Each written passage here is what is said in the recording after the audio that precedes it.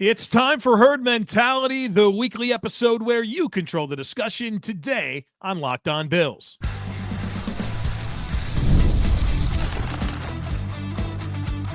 You are Locked On Bills, your daily Buffalo Bills podcast. Part of the Locked On Podcast Network, your team every day. Oh, Bills Mafia. It's Joe Marino, author of the Herd Mentality Substack, co-host of the Locked On NFL Scouting Podcast, co-host of the NFL First Read Podcast, and I'm your host of Locked On Bills. Want to thank you for making Locked On Bills your first listen every day, and a big welcome and shout out to our everydayers. You know who you are. Those of you who never miss a single episode, I appreciate y'all being here very, very much. I'd also like to invite you to subscribe or follow for free on YouTube or wherever you listen to podcasts. We're part of the Locked On Podcast Network, your team every day. Today's episode is brought to you by the all-new 2025 Nissan Armada. Stay tuned for the Armada Player of the Week later in the show. Well, folks, welcome in. Tons of great stuff to get into today. We'll talk trade ideas. We'll talk about some young players and their development. And, of course, I got to give you my thoughts on the Bills' Hallmark movie and what the plot should be. So a lot of fun here on this Friday episode. Let's get into it. First one today comes from Scott, who says, I think the Bills have plenty of options at 30. So I would be happy to let the board fall to them organically, but we know Bean grows eager to trade up for his guys during the draft. What trade-up partners make the most sense to you in the 20s? What might a trade package look like? Disclaimer, Scott says he's looking at the Rams, who hold pick 26 and do not have a second-round pick. All right, let's dive into this, and I think the Rams are a good call-out. I think the first thing you have to establish is an understanding of the amount of draft capital that each team has. And right now, the Bills have the 12th most draft capital of any team in the league. And so how do I know that? Well, if you look at the widely accepted trade value charts, every pick has a point value assigned to it. And the Bills, if you were to take all of their 10 picks, it equals 887.5 points. That's the 12th most of any team in the NFL. So I look at teams that are just kind of in that range where you think the Bills could trade up to and what their overall draft capital is, and that would give me the teams that makes the most sense. So I think you make a good call out with the Rams. I would also say the Vikings at 24. They don't pick again until 97, and they only have 4 total picks in the draft. They have the least amount of draft capital of any team. So I definitely look at the Vikings at 24. Steelers at 21. They don't pick again after 21 until 83, and they have the 4th least amount of draft capital. And I'll also call out the Bucks at 19. They're 7th least amount of draft capital in the league. So let's talk about what some of these trades would look like. Well, the Bills have pick 30, which is equal to 620 points on the chart. Pick 56 is worth 340 points. And if they were to part with pick 56 and you add the 620 from pick 30 and the 340 from pick 56, that's going to be enough to get you to about 17 overall. So they could get pretty high up if they were to part with 56. If they part with 62, that's worth 284 points. That's going to get the Bills to about 18 or 19 overall. So that would probably be what it would take to get to that Bucks pick. If they part with 109, that's worth 76 points. That'll get you to about 26 overall. So if you're looking at a team like the Rams, 109 is going to get you to that spot. And then 132, the Bills' fourth round pick, that's worth 40 points. That'll get you to about 28 overall. So that'll give you an idea. And of course, you could add some of that together and get the necessary points to move up. But that's kind of where that would all fall. I would greatly encourage you to go to drafttech.com. I'll put a link in today's show notes where it takes you to this trade value chart where you can see every pick, who owns it, and how many points it's worth. And it's an amazing resource. Again, a link in today's show notes if you want to check out drafttech.com and really, get into the weeds with the point totals and what options exist for the Buffalo Bills. I'm there all the time. So check that out. Again, a link in today's show notes. Chris says, could Ty Johnson, Ray Davis, and a draft pick replace James Cook's production in this offense? What is James Cook's potential trade value during the draft or after the draft? All right, so let's talk about this. Your first part of the question was, could Johnson, Davis, and a draft pick replace James Cook's production? Yes. I think this is a very good running back class, and I don't take lightly James Cook's production, but I also feel like based on the infrastructure of the Bills offense when Josh Allen's your quarterback and the dynamic run scheme that the Bills have. Replacing running back production just doesn't give me much concern. And that's not a slight at James Cook. I think he's been a wonderful story of development. He's had 2 great seasons back-to-back, really took a step last year. I don't take lightly his production, but I do think it is replaceable. I think if the Bills were to trade James Cook, I would guess his trade value would be around a 3rd-round pick, maybe a 3rd-round pick and some change, depending on how high the 3rd-round pick was. But that would kind of be my expected compensation. I think the challenge, though, is that this is a deep running back class, and I would guess that any teams would rather just get a cost-controlled rookie with the draft capital versus acquiring James Cook and then also staring at an extension and having to pay him. So I don't think the running back class really helps the Bills make a trade if that's something that would happen. I think the ideal path, though, with James Cook is for the season to play out and for the Bills to get the most out of James Cook this year and then let him walk. And if they let him walk, I would assume they would probably get pretty close to a 3rd or a 4th round pick as a compensatory pick. Now, the silver lining there is that it can't get unhealthy, right? You don't want him to be a distraction. You want him to be involved in your offseason program. You don't want him holding out of training camp. You don't want to put yourself in a position where the offense is going to be set back because he's not getting the reps. And then all of a sudden it's a couple weeks before the season and he shows up and now you got to get him going and get him calloused up. I think that's where it gets unhealthy. So, yes, I think my preferred path with James Cook is play out this season. You know, obviously he's got every incentive in the world to be the best version of himself and produce, and then let him walk in free agency. And then you get that compensatory pick eventually. But the one thing that I don't want to happen is for this to get unhealthy and all of a sudden, you know, a key part of your offense isn't around and timing and setting, you know, everything up the way you want it for the season gets weird. You know, that's what I wouldn't want to see happen for the Bills. Josh says, after listening to the defensive tackle prospects pods, I come out of it with a thought. What role are we looking to draft with that need? Do we go for another 3-tech type like a Walter Nolan to give us a pair up front with Ed Oliver, or a more traditional 1-tech to offer a counter to Ed? What scheme gives us the best matchup week to week? I think the Bills' need is most great as the 1-tech. Right now, the Bills have Ed Oliver and Dwayne Carter, in addition to Larry Young and Joby on a 1-year deal. But Oliver and Carter are the guys that are signed, you know, for the next 3 seasons. And Carter's far more of a 3-tech than a 1-tech, where Daquan Jones is your starting 1-tech, your nose tackle. And obviously it's the last year of his deal. He's on the wrong side of 30. He's aging. So not only do you need a player to go with him, I don't think the Bills have an ideal reserve 1-tech on this roster. I think maybe Ogunjobi can play it a little bit, but I think he's better suited to play the 3. And Sean McDermott said as much in his press conference recently. So I think not only do you have a need to replace Daquan Jones after the season, but you got to have a running mate, right? A reserve, a guy that's going to fill in for him, because Daquan's probably going to play only 55% of the snaps. You've got a lot of snaps to fill in the depth capacity. So I think the biggest need is for the 1-tech, the nose tackle. And the Bills are going to want more of a penetration style nose, would be my guess. So these would be the ideal targets. If the Bills addressed it at pick 30, let it be Derek Harmon out of Oregon or Kenneth Grant out of Michigan. If it's a 2nd-round deal, Alfred Collins from Texas, Tyleik Williams from Ohio State. I think the big difference between Harmon and Grant versus Collins and Williams, pass rush. You get pass rush upside out of Harmon and Grant. You don't really get it out of Collins and Williams. So that's why they would be 2nd-round targets. And then in the 3rd round, if it was something the Bills addressed it in the 3rd round or with their second-round pick, which is close to the end of the round, which you probably think of more as a 3rd-round pick anyways, I think Joshua Farmer out of Florida State and Jordan Phillips out of Maryland become the attractive option. So that's kind of the players at each spot that I think would be logical to fill the need that the Bills have at defensive tackle. All right, folks, coming up next, a lot to get into, including a question from Shane where he's going to make me put together a package where the Bills trade into the top 10. I'll do them one better. We're trading into the top 5. We'll break that down for you here on the other side of it, folks. Please be sure to stick with me. The Armada Player of the Week is brought to you by our friends at Nissan and the all-new 2025 Nissan Armada. Each week, we're going to take a look at draft prospects to pick one guy that stands apart, the guy we believe showcased the strength and power needed to push the Buffalo Bills forward as we look ahead to next season.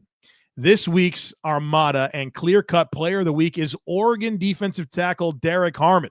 He's got the size, 6'4", 313, 34 3/8 on the arm length, that 4.95 40-yard dash. This guy's big and explosive.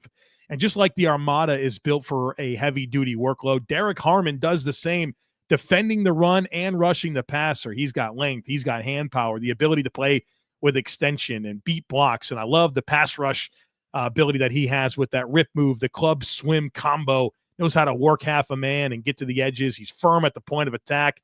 Got a hot motor, good first step quickness. When it comes to the Nissan Armada, they say go forth and conquer, and that's exactly what I think Derek Harmon can do for the Buffalo Bills. It's clear that our player of the week is out here ready to conquer the road ahead with confidence, just like you can in the all-new Nissan Armada or any of their outstanding vehicles. Take the Nissan Armada, Rogue, or Pathfinder and go find your next big adventure. Shop nissanusa.com. All right, Shane's going to make me do it. Let's talk about it. Shane says, with all this scouting podcast, I'd love for you to work through this because we have so many picks, and highly likely if we drafted all our current picks, they would not make the roster. You were to cash in for a difference maker now, and you trade up into the top 10. Who would you target as the player to be drafted, and what team would be the trading partner? Restrictions or rules for this scenario: you have to trade into the top 10. You can only trade draft picks from this year and next year, and only one player from the current roster could be used as a sweetener if needed. And then Shane says it wouldn't be fair if I didn't provide an answer. I think the team I would target for a trade would be the Raiders or Jacksonville. Would trade away picks 30, 56, second round next year, possibly Cook, but I think Las Vegas needs a running back and they have cap space, so that makes sense for them. I would target Travis Hunter. I think there is a good chance he would still be there at 6, but Jacksonville would be a concern with him drafting at 5. Would want Travis Hunter to focus on defense primarily, but the offensive side upon providing an extra wide receiver when certain packages present it. All right, so let's do this. You're making me do this. First of all, the biggest disclaimer I could possibly give you: I don't think the Bills should do this. I don't think this should be a thought that enters their mind. But because I want to have some fun here on a Friday, I will do this. And if I'm doing this, we're going to trade up to get a player that I love. And so our target is Abdul Carter. That's who I want. If the Bills are going to give everything away, let it be for a pass rusher that I think has the opportunity to be one of the best in the league. And I raved about Abdul Carter on yesterday's podcast, and I raved about the first step quickness and the upside, and how he's firm through contact and just the different versatility that he provides. He's going to be a game wrecker. And so that's what I would want. And we're going to trade to pick 3 to get that done. Giants at pick 3. In this scenario, we're going to assume that the Browns at 2 and the Titans at 1 pick quarterbacks. So that puts Abdul Carter on the board at 3. And here's what we have to give up. And it's going to make sense because we have the trade value chart. To go from 30 to 3, we have to make up 1,580 points. And so pick 56 is worth 340. Pick 62 is worth 284. And now I still have 624 points necessary to make up the 1,580 points to make this a fair deal. We would also have to part with our 2026 first round pick. And so if you look at like the middle of the first round, that's worth 1,000 points. And of course, that's kind of what's accepted. Whenever a future pick is traded, the assumed trade is that it's a middle of the first round pick or the middle of whatever round pick. So 30, 56, 62, and a 2026 first round pick gets us to number 3. And with the number 3 pick, the Buffalo Bills select Abdul Carter, edge rusher, Penn State. We're missing a bunch of draft capital this year and next, but at least we got our game wrecker for the defensive line. And hopefully that means that we can get away with less at corner and we won't need a defensive tackle next to him and all this stuff. But there you have it. I did the thing there. Again, I do not support this idea. Gina says, you've repeatedly said Dorian Williams is the most improved player on the roster. Some of the things you've said about Dwayne Carter were similar to comments about Dorian last year after his first season. Do you see anything in Carter that gives you hope that maybe a full off season with the Bills, not going through the distractions of the draft and media craziness could make a difference in his play this coming season. Well, wouldn't that be nice, right? That would be nice. Let me start by saying this. I didn't think of Dwayne Carter in the same regard that the Bills did. You go back to my Bills specific draft board from last year, I had a 5th round grade on Dwayne Carter, which means I thought he was developing depth. Like developmental depth is the type of, or the caliber of prospect. You pick a player in the 3rd round, obviously you're saying that you think a lot more of his upside. So I think that's a good starting point for us to have this conversation. The appeal with Dwayne Carter was always the pass rush and the penetration skills, athleticism, ability to get into the backfield. But I don't think we really saw that at all this past season. He made the one big tackle. Was it against Baltimore or Houston? I mean, shot the gap. That's great. But I think that was kind of like his only moment. I didn't see much of a penetration style appeal, like in the ways that you were hoping to see it. And the run D was always the concern. Like he wasn't a good run defender in Duke, so I didn't think he suddenly could become a good run defender in the NFL, but he certainly struggled in that capacity. This is where you should find encouragement. He's a great dude, right? I think that's been a good situation of like we get to learn more about Dwayne Carter now that he's on the team, and I think he's a great dude that's going to work really hard. He's got a strong athletic foundation. He's got a year under his belt, right? And like you said, getting away from the offseason between getting playing college football and getting drafted and then playing in the NFL, that's a really weird time for any human being. And now that's not the case anymore, right? It's the only thing that Dwayne Carter has to focus on is becoming a great defensive tackle for the Bills. And so you complement that with athleticism, with work ethic. Okay, that's good. We like that. And I think maybe the most encouraging thing that I can say to you is that we've seen plenty of 3rd round picks of the Bills not do anything good in their first season, and all of a sudden they turn it on. And the list is long. Dorian Williams, Terrell Bernard, Spencer Brown, Devin Singletary, Dawson Knox, Harrison Phillips, all 3rd round picks that were, didn't feel great about them after the rookie season. And then suddenly, you've got some really good players that I just went through. So that's where you should find hope and encouragement. Justin says, I was wondering what you think the Bills' takeaways will be after drafting Kaiir Elam and Christian Benford. What do you think they'll see as the reasons Elam failed in Buffalo while Benford succeeded? And how do you think they'll use that information? What cornerback prospects do you think the Bills will see as similar to Elam and in which they will see similar traits as Benford? I think these answers will tell us a lot about their actual targets in April. Well, I think this comes down to a mindset thing because Kaiir Elam's gifted. He's a gifted football player. But I think when you contrast the two players and their situations, maybe that gets you to an understanding of what happened. Christian Benford has scratched and clawed for everything that he's gotten, right? He's an FCS player out of Villanova that didn't get invited to the NFL scouting combine. That was a 6th round pick. And he came in, he found the right routine, right? The right habits, the right things to get himself ready to play, but also be the best version of himself. And he stuck with it and he was committed to it. Contrast that to Kaiir Elam. His dad and his uncle, both NFL players, 5-star recruit out of high school, plays in the SEC. He's a standout starter in college, 1st round draft pick, a team trades up to get. Things came easy to him, right? Never really had to face much adversity. Suddenly you're playing in a different situation. Everyone's really good. You have to earn everything. You're thinking you want to be great, but you might not know exactly what to do. You're not playing as fast, and you don't have time to think. In the NFL, you do not have time to think. What you do on the field has got to be second nature. And I think that he was pressing. I think most of the issues with Kaiir Elam were mental. And because of that, because I feel like it got off to a kind of a rocky start and never really got better, I think he needed the change of scenery. I will not be surprised in the least if Kaiir Elam winds up being a good football player, a good starter in the NFL. But I don't know that it was ever going to happen in Buffalo because of exactly what I went through, where the starting point is for both of those guys and how it was really different for each guy.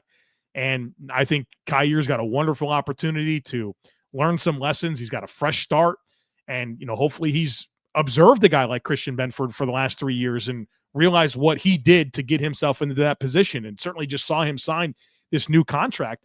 And that puts Kaiir Elam in a good headspace to go and do the things necessary to be successful in Dallas.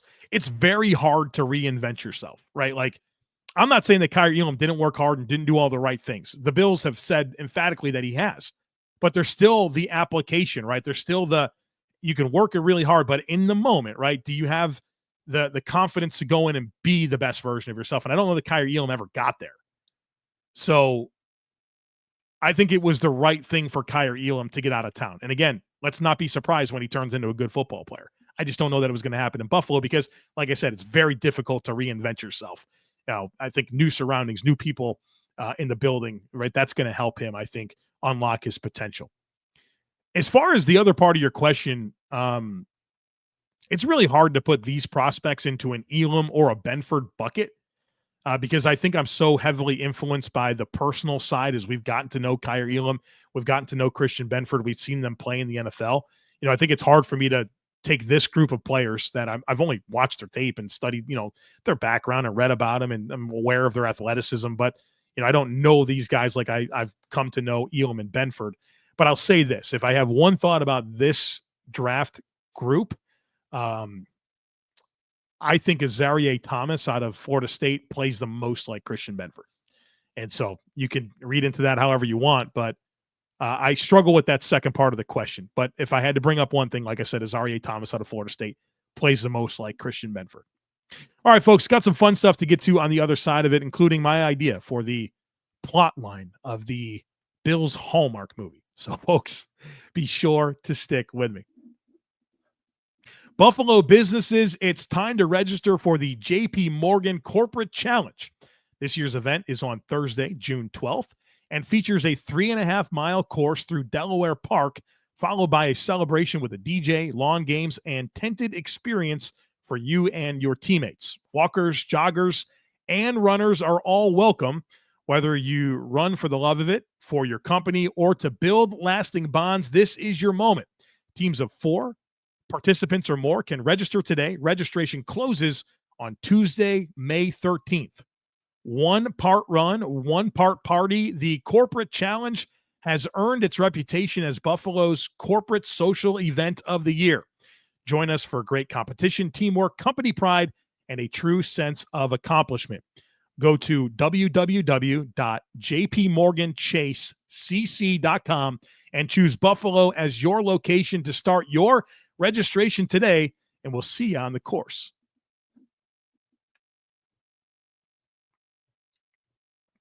All right, got a few more to get to here today. The next one comes from Craig. Craig says, what is the hit rate on day 1, day 2, and early day 3 draft picks versus meaningful free agents versus trades? It seems like the draft is most important, but even first round seems to be 60-40. This might help us better calibrate our expectations for all of these outside additions. Feel free to define it in the best way that works for you, but I would consider a hit to be meeting or exceeding expectations based on the investment. So this is a big question, right? And I certainly, I would have to go through a lot of data to try to figure this out on my own. I tried to find the right study through searching, and I didn't really find anything that I liked. But I did find somebody who claimed to research 20 years worth of drafts and ID'd which players became a solid NFL starter. And I looked through it. It passes the sniff test, but I can't say for sure if it's accurate. I don't know enough about this person or their process or how this person defines a solid NFL starter. But what they were able to determine through their own methodology is that in the first round, about 50% of players developed into solid NFL starters. In the second round, 33% developed into solid NFL starters. Third round was 16%. Fourth round is 8%. Fifth round is 4%. Sixth round is 2%. Seventh round is about 1.5%. So that should get you an idea of how to calibrate your expectations for drafts. And again, like, that's solid NFL starters. Like, what is quality depth, role players? Like, I don't know how that all is factored in, but it passes the sniff test. And that would be an incredible amount of research to put together to truly answer this through the lens of my own understanding. as far as like free agent signings, I mean, they're very much hit or miss. Like the reality is a lot of the moves across the league aren't going to work out.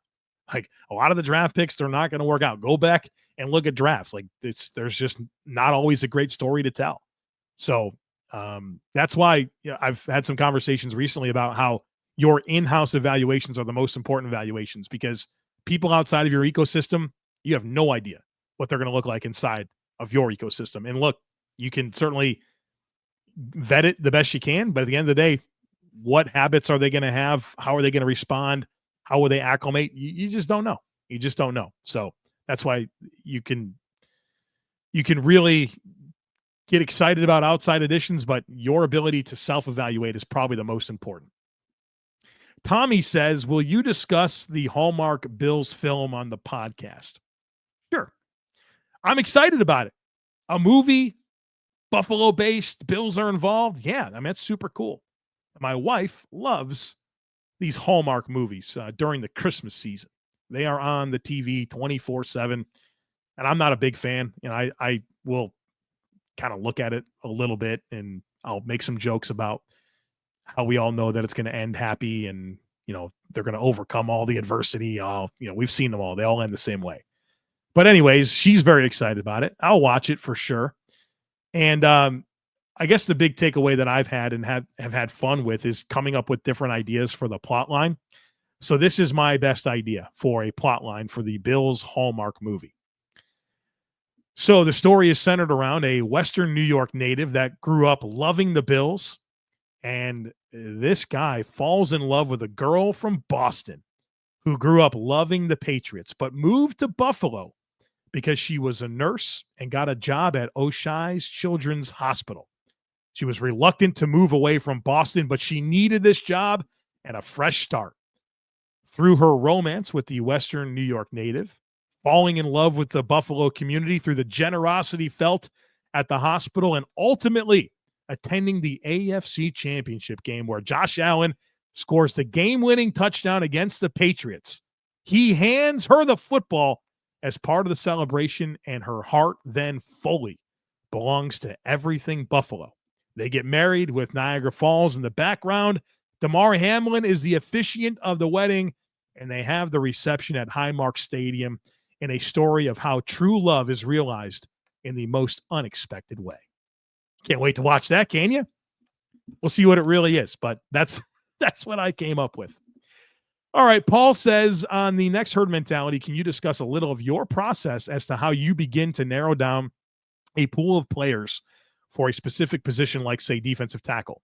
There are obviously so many to sort through to get to your top 15 or 20 that you want to go over. What's your starting point given the depth of the position and the variety of schools you need to review the tape that's available?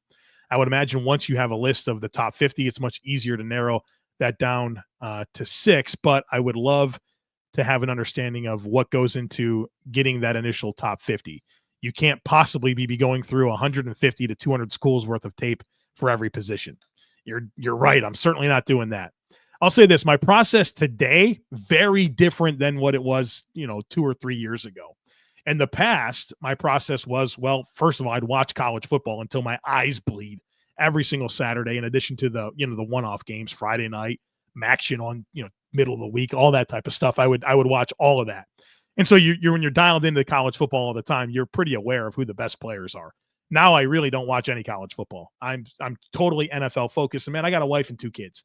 I can't sit there and say, well, I'm not going to talk to you on Sunday. Monday nights are out. Hey, we can hang out on Tuesday. That'll be fun. Maybe a little on Wednesday, Thursday, back to the NFL, Friday, college, Saturday, kick rocks, kids and wife. I can't do that. Right. And I don't want to do that, to be honest with you.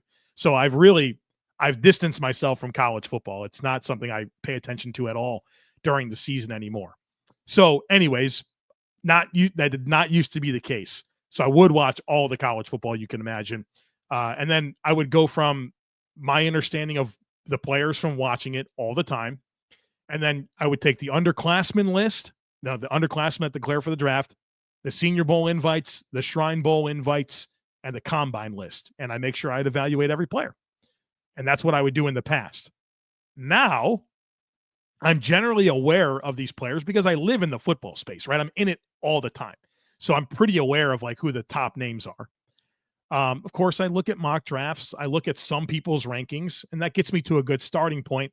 But probably the most important thing is I have like a couple of different circles of people that I'm in constant communication with where, I'll even ask, I'll say, hey, I'm going to watch these players. Who are the ones that kind of feel like potential top 3 round picks at each position? And then, that'll get me to a point where it's a manageable opportunity to evaluate. So, now that I'm full-time Bills, it's a lot different. I certainly want to be part-time in the draft space, but when I was full-time in the draft space versus part-time Bills, that looked a lot different for me. And I'll be honest with you, I love what I'm doing now. Like I've enjoyed this part of it so much more. I really enjoy the NFL film and diving into that more than the college side. In fact, I'm looking forward to being done with the college side so I can get back into some NFL stuff. There's only so much time in the day. So that's how my process goes right now. Mark says, given the success of Christian Benford, do you see a late round cornerback with similar athleticism and size that the Bills can take a shot at this year? Not saying to rely on that for CB2, but maybe as a double dip option.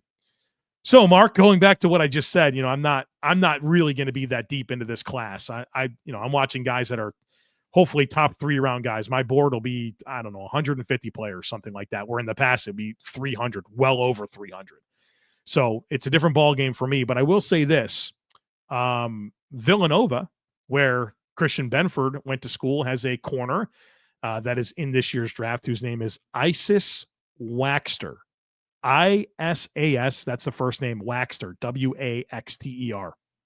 Very similar size and athleticism, like pretty much the same. Very competitive dude, physical tackler, strips the ball, good ball skills, stays leveraged, modest athletic profile. I would say that would be the guy, but I'd be lying to you if I said I was super versed on day 3 corners. If the Bills draft a day 3 corner or any player, I will absolutely evaluate them. I'll report back. I'll tell you all the things I like and don't like about them. We'll do film stuff in the Substack. All that will happen. But I just, I can't pretend like I can reasonably cover 300-400 guys like I have in the past. So we'll get to those top names and we'll be ready. I think we're doing a good job. We're getting ready. We got some time left to get ready, but yeah, I'm not going to be the guy that's going to tell you who the 7th round sleeper is. 3 years ago I could, but we've taken on a different form here and we're having a lot of fun. All right, folks, that's going to do it for us here today on the podcast. Hope you enjoyed. Next week, we're going to talk receivers. And I specifically want to focus in on those receivers with speed and field stretching ability. So that'll be some fun that we'll do. Maybe there'll be some Bills news. We'll see what happens, but we'll certainly be having Buffalo Bills content for you every single day. So don't miss it. Make sure that you're subscribed to it. Love it if you took a second to rate, review, and share the podcast. Have a great rest of your day. Go Bills. And I look forward to catching up with you again real soon.